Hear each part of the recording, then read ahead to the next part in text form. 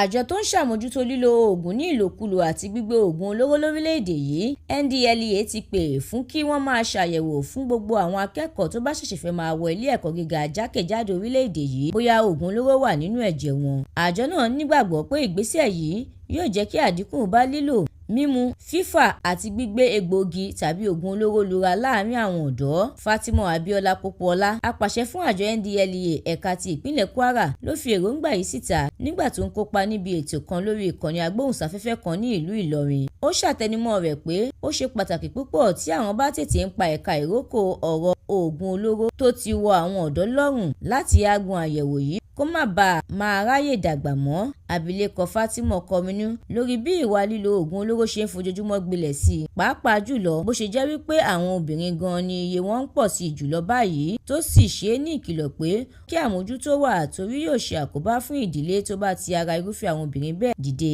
pẹ̀lú àwùjọ wa. Àbájáde ọdún 2018 ṣàfihàn rẹ̀ pé mílíọ̀nù 14.3 ènìyàn ló ń lo oògùn olóró lórílẹ̀‐èdè Nàìjíríà. Nínú ènìyàn 7 lórílẹ̀‐èdè yìí, ẹnìkan ń lo oògùn olóró.